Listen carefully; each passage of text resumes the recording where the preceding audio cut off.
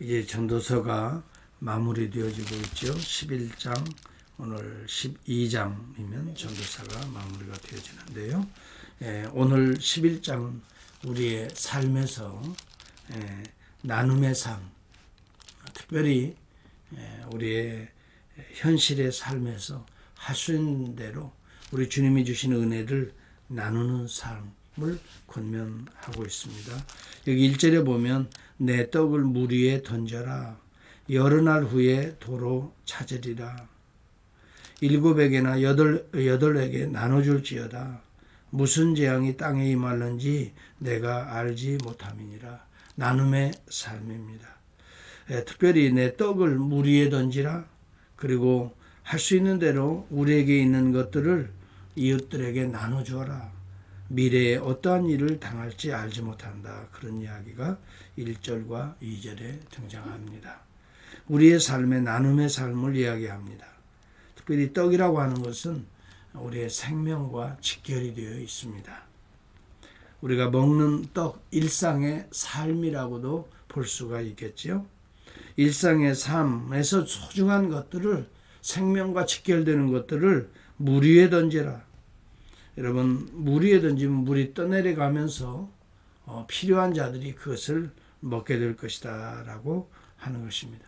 그러면 그 필요한 자들이 아니 과연 이 떡을 누가 주었을까? 누가 던졌을까? 생각하면서 그 사람을 찾게 되고 그 사람을 만나게 되고 혹 만나지 않아도 그 여러 명의 생명들이 이제 그 양식을 통해서 이제 삶을 누리게 될 것이다 라고 말하는 것이죠. 특별히 2절에도 보면 7에게나 8에게 나눠줄지어다. 무슨 재앙이 땅에 임할는지 내가 알지 못함이라. 참으로 오늘 이 시대는 미래를 예측하기가 어려운 시대 속에 저희들이 살고 있습니다.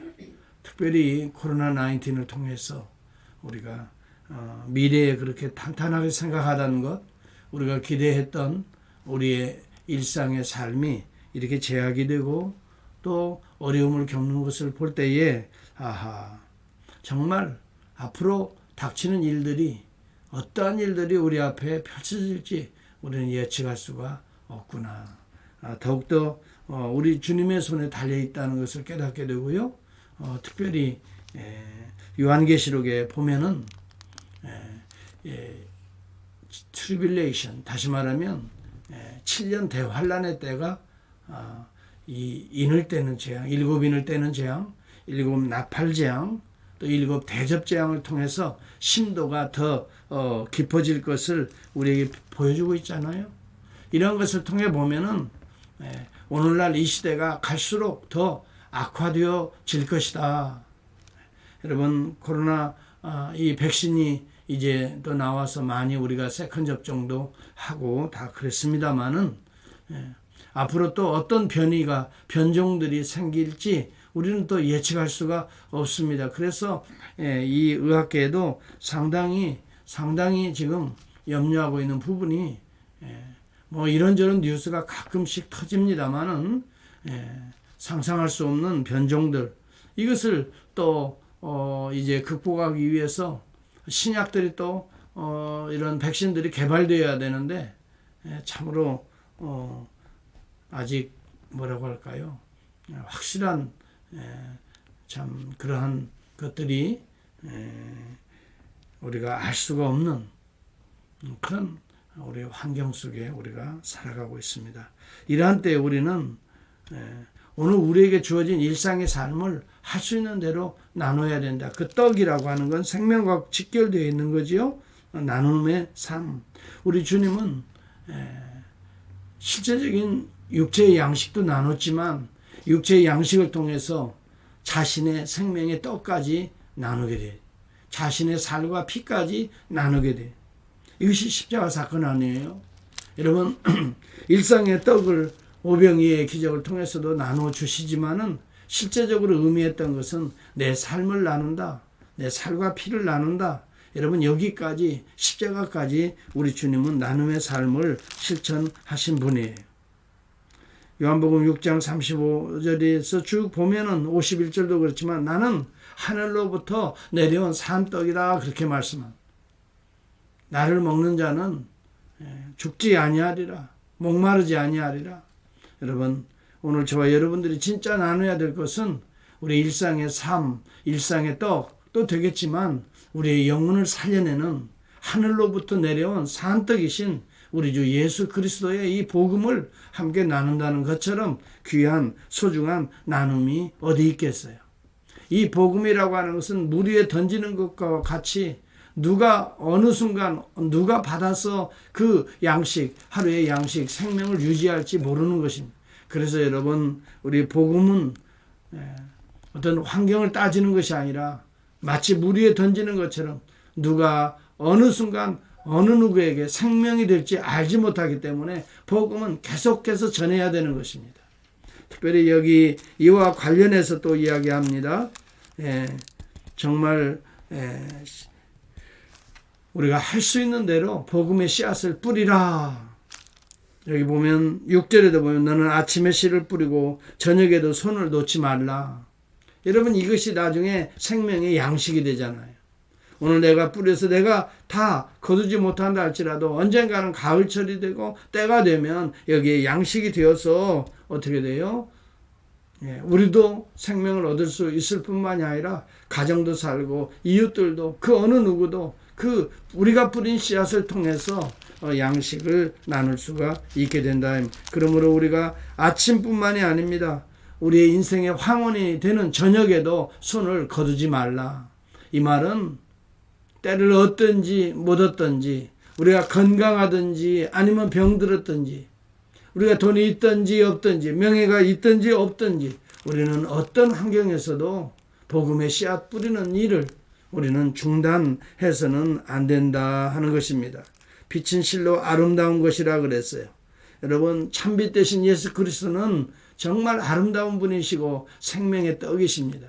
오늘 우리에게 주어진 24시간 어떤 여건이든 환경이든 가장 중요한 것은 물 위에 떡을 던지는 것과 같이 오늘 우리가 정말 예측하지 못하는 환경에서도 예측할 수 없는 사람이라 할지라도 누구에게든지 복음은 전해져야 되고 복음의 씨앗은 파종되어야 될 것입니다. 오늘 여러분, 우리 그러기 때문에 우리 오늘 한날의 삶도 내가 오늘 잘 먹고 잘 살기 위해서 기도하기 이전에 먼저 하나님 오늘 나에게 주신 이 놀라운 은혜들을 어떻게 나눌 수 있을까요? 생명의 이 양식을 어떻게 나눠야 될까요? 하나님 만나는 자들마다 어떻게 이 복음의 놀라운 이 은혜들을 나눌 수 있을까요? 이러한 정말 영적 비전을 가지고 한날을 시작하시고요. 할 수 있는 대로 여러분이 예측할 수 없는 환경이라도 떡을 던지듯이 물 위에 던지듯이 복음을 던져주세요. 예수 그리스도를 씨앗을 뿌리세요.